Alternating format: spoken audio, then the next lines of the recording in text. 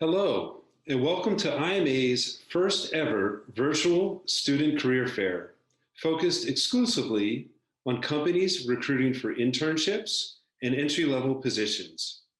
My name is Steve McNally, Chair of IMA's Global Board of Directors and CFO of the PTI Group of Companies.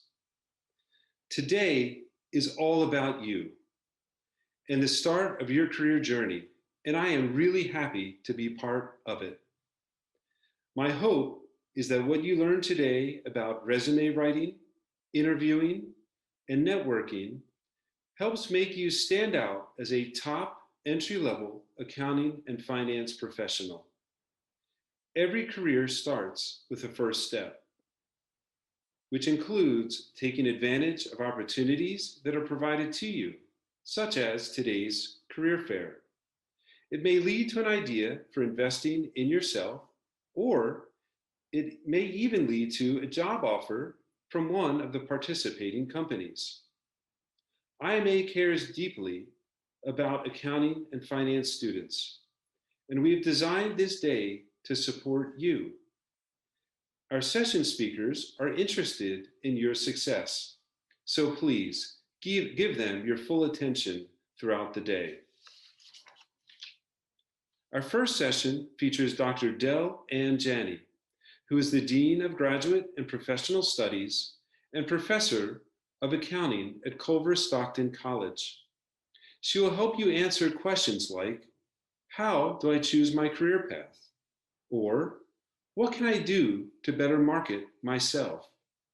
She will offer practical strategies to help you build a proper resume and get your LinkedIn profile noticed.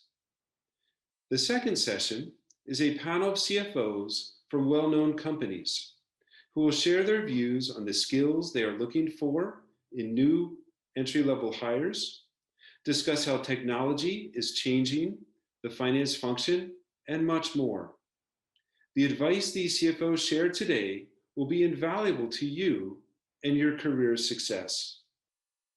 After the conclusion of the sessions, you'll have the chance to connect virtually with corporate recruiters from a wide variety of industries to learn more about internships and entry-level opportunities. So let's get started with our first session with Dr. Janney.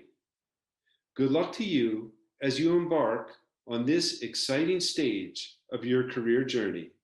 Thank you. As a reminder, the speaker will be in the chat for Q&A, so be sure to submit your questions. The slides will be available in the File section, and remember, career fair hours will take place from 1 p.m. to 4 p.m. We hope you enjoy the session.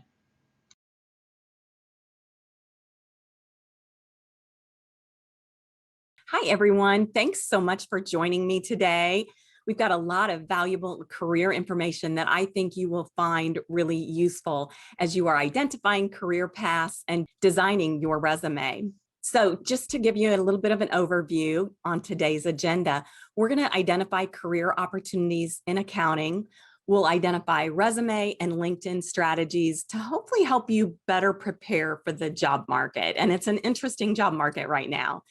We also want to help you to build an effective resume and LinkedIn profile that will get you noticed and to help you with your career search. So let's get started. So now, choosing a career path can be pretty difficult when you really don't know what each career does, right?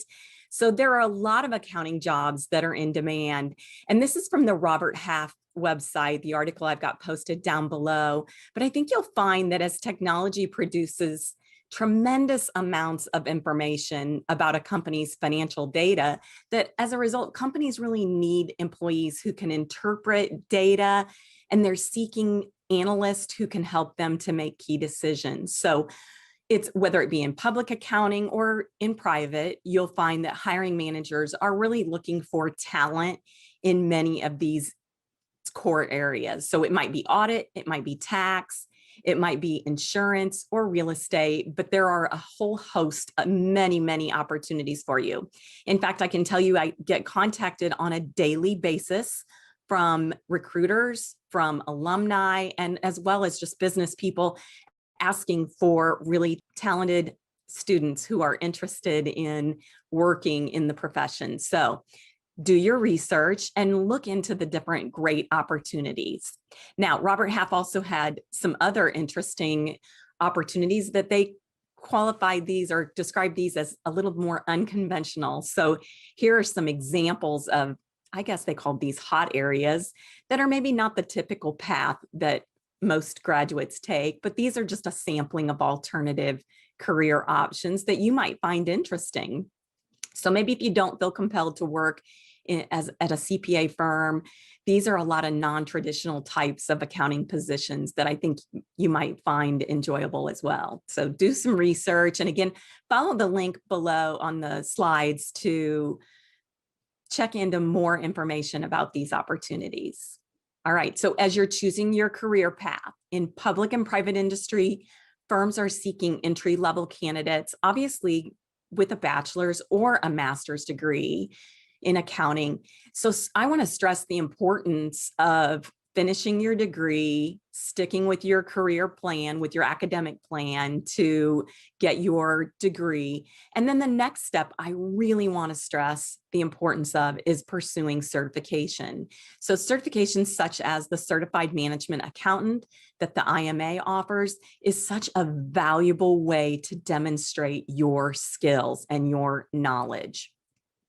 Another way to showcase your skills is demonstrating through your resume, which we're going to talk more about here in a minute, demonstrating your soft skills. Those are so important because as employers are searching out talent, they're looking for individuals with communication, teamwork skills, and these are skills that you can actually develop while you're in college. So I really want to stress to you, these are so important, as well as your hard skills, which we're going to talk more about in a minute as well.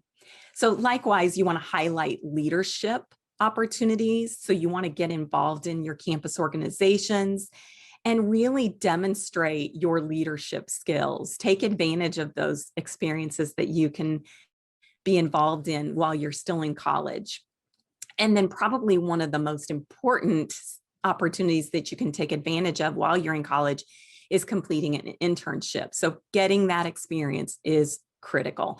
These again are all pieces of your career path that you need to take and put into the puzzle that, according to Robert Half website, these are critical to your success. I want to add to that list that as you are determining what direction to go, it's so difficult to know that answer until you really get out into the workplace and get some experience. So internships as well as part-time jobs are going to give you those opportunities. Now, knowing what direction to go is often going to be the most difficult part of your path and determining your path, right?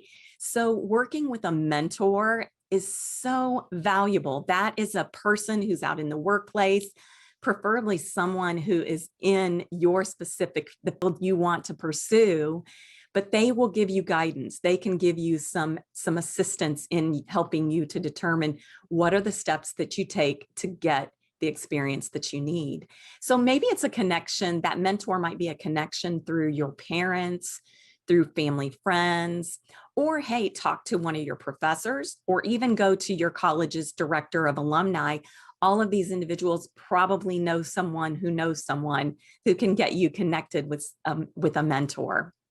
Your mentor can also help you possibly do job shadowing and definitely help you with your resume, the job application process and interviewing. So a mentor is critical, but going out and getting that experience, whether it be through an internship, a part-time job, or again, just simply job shadowing to learn more about what a specific job entails. So critical. All right, so we talked about how important the resume is. It's time for a chat question. So what do you think is the average time that a recruiter spends reviewing your resume? So I'll give you a second to go over into the chat. And if you'll post, is it 6? Is it 10? Is it 12? Is it 15? Maybe you got another guess, but I'm going to tell you the answer here in 1 minute. So now as you pursue applying for internships, for full-time employment, this question's really important. And I think some of you won't be surprised and maybe a little bit disappointed to hear that the correct answer is indeed 6 seconds. That's not a lot of time, is it? So it's really critical that you utilize every inch of that resume space, right? So let's take a look at why your resume is so important. So again, that recruiter is going to spend a glimpse. Think about how quickly 6 seconds goes by, a glimpse at your resume. And truly, it's the first impression of you, right? The prospective employer is going to look at this piece of paper, and that piece of paper represents you, doesn't it? So you've really got to utilize that space well. You got to highlight your college accomplishments. You've got to accentuate all of your positives, and you certainly need to showcase those relevant hard skills and soft skills on that piece of paper. So here's some tips. Let's start out with, you know how important your resume is. Here's some really critical tips. Number one, you've got to tailor your resume to each job. That sounds like a pain, doesn't it? So you think once you've got that resume done and you're good to go, actually you're not, because you want to look at the job requirements, the job description. What skills are they seeking out? And does your resume reflect those skills? You've got to ensure that those skills they're looking for that are denoted in the job description, in the job ad, that you include those on your resume. Now, keep in mind that it's critical because those electronic submissions are going to be picking up those keywords. So therefore, it's important that you integrate those keywords into your resume. All right. You also want to be sure that you exclude high school information. I know some of you will be disappointed because of whatever special award you got in high school or achievement that you earned. Those are no longer relevant once you're in college. So I want you to be sure that you scrape through that resume and clean out any high school information. Suddenly you find, for those of you that are freshmen, your resume looks pretty empty, doesn't it? So those 4 years that you spend in college are critical that you focus on what are the skills, what is the experience that you need to include that's going to get your resume to stand out.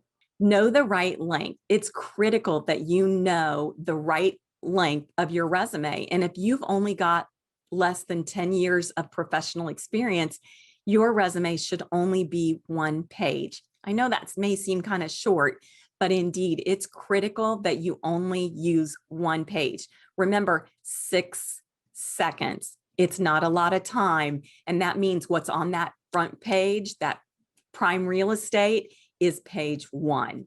Now, if you've got more than 10 years of professional experience, a recruiter probably is going to spend a little bit more time looking for a higher level position. And therefore, you probably can justify 2 pages. And certainly, once you get to a point in your career where you're pursuing a C-suite position, chief executive, chief financial officer, et cetera, you then can go up to 5 pages. But I really want to stress to you that when you're just fresh out of college and you don't have a lot of work experience, 1 page is all you need. All right, so let's get started with building your resume.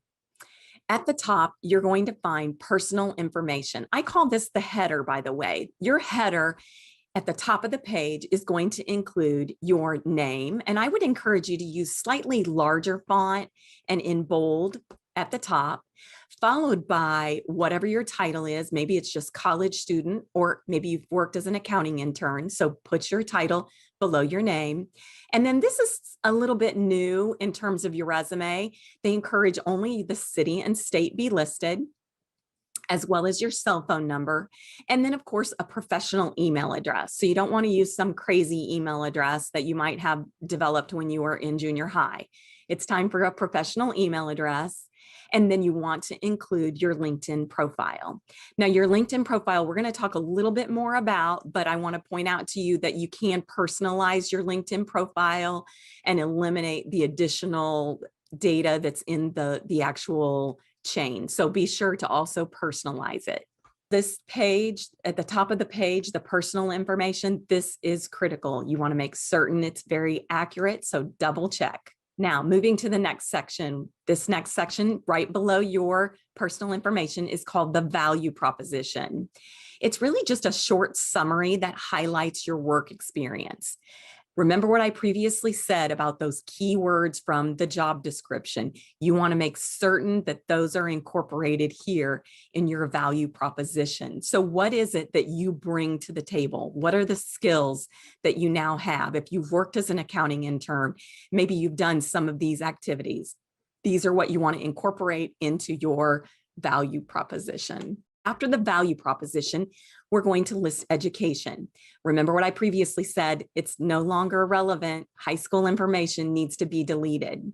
Instead, you're simply going to list the title of your degree, so Bachelor of Science, the name of your major, accounting. If you had a minor, you can list that as well, your college and the city and state. If you have a grade point average above a 3.0, I would encourage you to list it as well. And then this is your expected graduation date. So if you've already graduated, of course, that's the date you list. If it's expected that you'll graduate in 2022, you'll list 2022 out here. And again, notice that if you've attended multiple colleges, then you're going to use reverse chronological order, right? Really important that you list the most recent institution attended, and specifically the one where you graduated from first. Now, next step, after the education section, you're going to list out your competencies. And these are what I previously told you about, soft skills and hard skills. And these competencies are critical, right? These are, again, those key words from the job description that you want to ensure the tracking system picks up on once you submit it electronically. And maybe these, again, are all the types of things you've already done in college, right? Have you taken a course in data analysis? Do you have good time management skills, right? These are what employers are looking for. So let's give some examples of soft skills. This is from careercliff.com. You'll notice the different types of soft skills. These are personal skills, right? These are the characteristics of your natural, your power or your character that affect your ability to carry your work and, more importantly, to communicate with others. So notice this list are these characteristics that you possess. Think about it. Identify the ones that are your strong suit, and those are the ones that you want to include in your resume.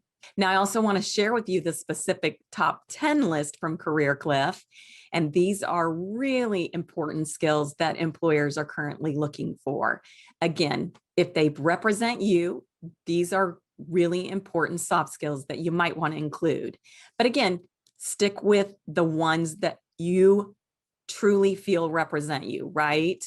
Don't ever put, if you are one of those people where you go, oh, I have a hard time making decisions, please then do not list decisiveness on your resume, right? So again, honesty is the best policy. You want to stick with truth on your resume. All right, next, in addition, equally important to those soft skills are hard skills for your resume. So these are the ones that are really the technical or the learned skills. These hard skills are generally the practical skills that you need to perform a position, a job in the industry that you're pursuing. So maybe you gained these from a college course, such as your income tax accounting. Maybe you gained them from volunteer income tax assistants participating in VITA, or maybe you've gained advanced Excel, for example, skills. So indeed, whether it be advanced Excel course that you've completed, or I go back to that certification that I previously mentioned, maybe it's pursuing your CMA, that is going to be so valuable to demonstrate hard skills, right? The technical skills that employers are searching for. All right, those skills lead us to the next section after competencies. Those skills are still really critical when we go to write the work experience. Now, I want to stress to you that you list only relevant work experience and that you really carefully write your job description. So under experience, you want to be sure you use action verbs. I'm going to come back to those just in 1 minute, but I want to stress to you the importance of those action verbs such as trained, shadowed, completed, prepared. These are all verbs that demonstrate the work that you've completed. They are so important, right? So be sure that if you're writing your work experience section, that you list those types of action verbs and descriptions of what you've completed.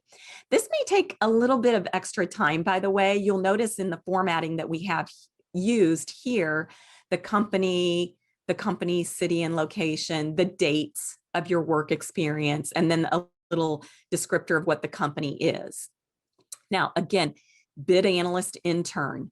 In this job description, it may take you some time to really reflect on what were your responsibilities, and it'll take some effort in wordsmithing. You might need to go to a professor or a friend who can help you to write these. All right, remember I mentioned action words. You must use the action words to describe your skills and describe the typical duties and tasks that you completed. So you can see from this list, and by the way, when you look at this list, these are very common, the types of the helping category, for example, that you may have assisted someone, that you may have guided, or in the leadership category, maybe in one of your student organizations, you may have gained some skills where you analyzed or assigned or coordinated, right? These are the types of action words that you want to incorporate into your description. And by the way, I would also mention that as you think back to leadership roles that you've held in student organizations, some of those maybe you served as recruitment chair for your fraternity or sorority. That may very well be a great job that you would include in your work experience, where you'll utilize that space to demonstrate these skills that you've gained. All right, the final section in building your resume is the activities and awards. You want to include only relevant extracurricular involvement, and this might be activities, it may be service, it might be awards, or it could be additional skills or even certifications. You want to title this section based upon the content that you include in the list below. So for example, you'll note here that the Jane Doe has included activities, and then Jane has also received some awards. So again, if you included service, you might include that in the list of the title here. All right, let's talk about editing that resume. Once you've completed it, you're not done yet.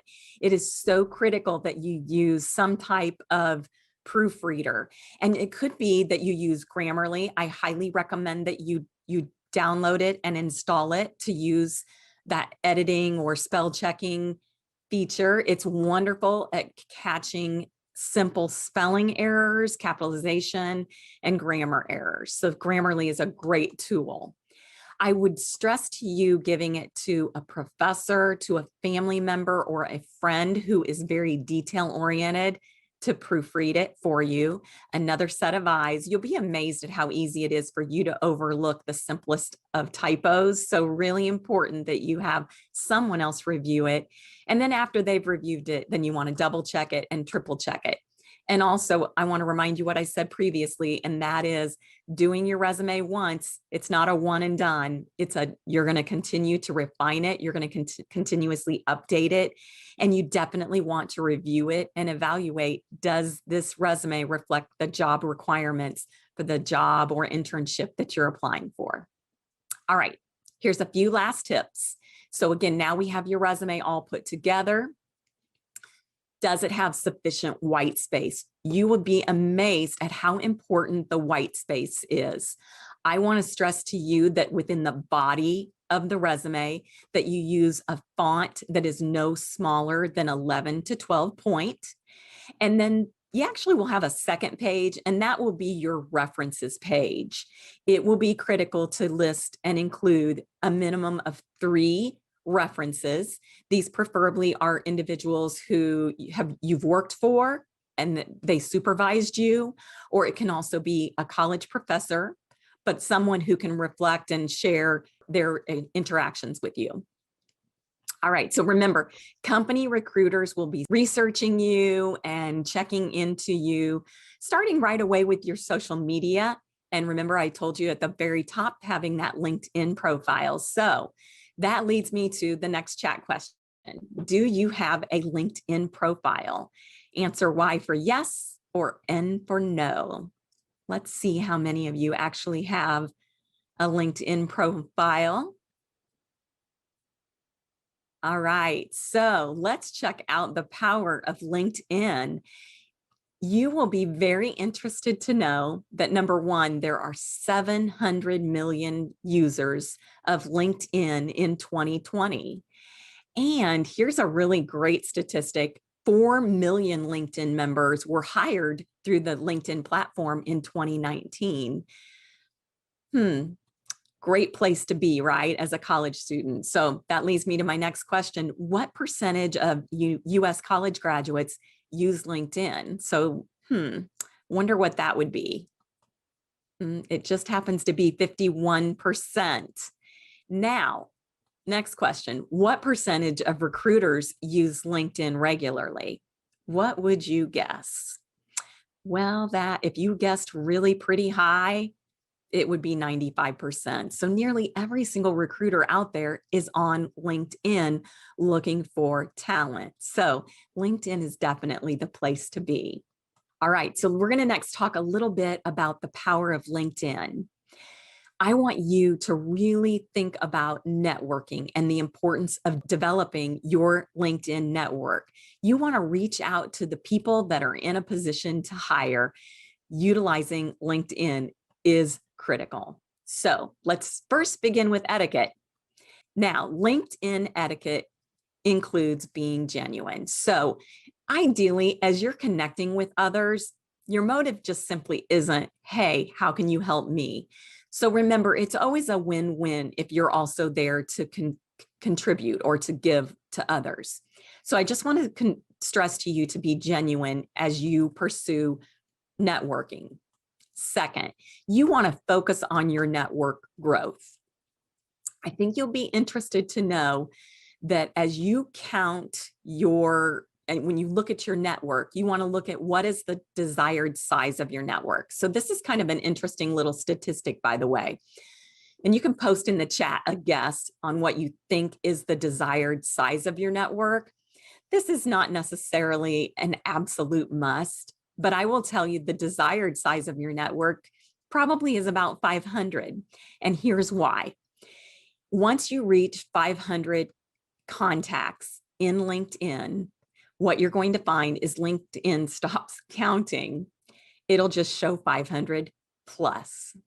So 500 is probably a good number. All right.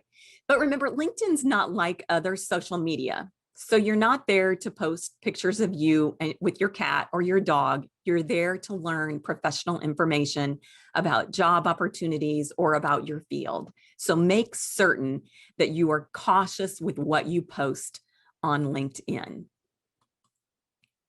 All right, next, building your LinkedIn profile. Let's talk a little bit about your profile picture. It's so important that you know that accounts with profile pictures get 21 more views than accounts that don't have a profile picture.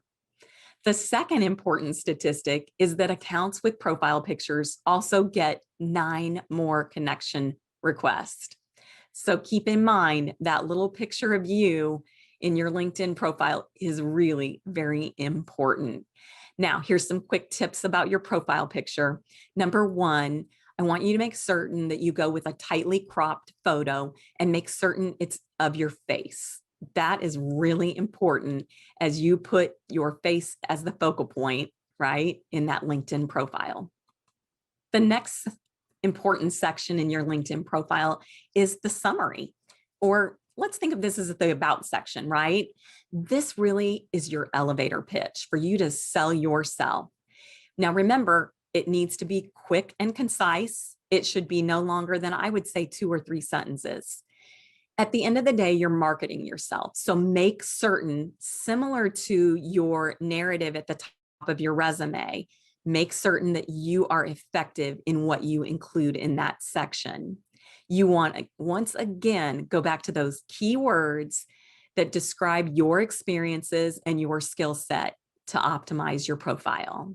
The experience and education section should only include the most valuable work experience that you have. In fact, what I would recommend that you do is that you keep one document of your resume where you have all the work experience that you've ever gained, and then you decide what you want to keep in that one master document. But then you keep a second document where you have the most current work experiences, because what you might find is that something you deleted previously is now relevant. I know that might sound a little bit crazy, but being able to go back in time and pull that information may be very important and valuable to you as you pursue specific jobs. You want to tailor your experience to your target market. So again, thinking about what content is in that master resume, what is the information that you should really be including in your experience and education section. Now, I would recommend that you include all of the colleges and universities that you have attended. What you will find is that, interestingly, the connections that you make by having multiple institutions listed will give you more connections. The power of LinkedIn, right? Next, we have 4 tips for using LinkedIn. Let's begin with number 1, the 24-hour rule. Whenever you meet a business connection, so let's say while you're in school, you connect with an alum, you want to connect with that person on LinkedIn within 24 hours, right? Or it might be in a professional setting as well. So let's say you meet at that recruiter and you go to interview. Again, you want to connect with that individual within 24 hours on LinkedIn. You want to utilize the search filters to identify those opportunities that are best for you. And if you do some Googling, you'll find the power of search filters. Next, you want to utilize personal messaging. And number 4, you want to maintain frequent activity. It's critical that as you do a serious job search, that you're regularly checking in, right? So that time that you maybe spend playing video games or watching a TikTok video, rather than doing that, spend that time on LinkedIn profile, networking, and making strategy about your careers and what soft and hard skills you need to gain. All recruiters will be looking for you. All right, as I close, I want to stress the positives. The state of the U.S. hiring for the second half of 2021 looks really good, according to Robert Half. So companies that are planning to hire permanent staff, 51% are adding new positions and 48% are filling vacated positions. So there are many great hiring incentives occurring right now, whether it be signing bonuses, time paid off, or better job titles. Because the biggest challenges that recruiters are finding is that they can't find the candidates with the right skills. They want to find individuals who can give them the best talent and that can complement their company culture. So in conclusion, we've identified career opportunities in accounting. Again, check out that article on roberthalf.com to learn the job requirements for those jobs in demand and gain the skills needed.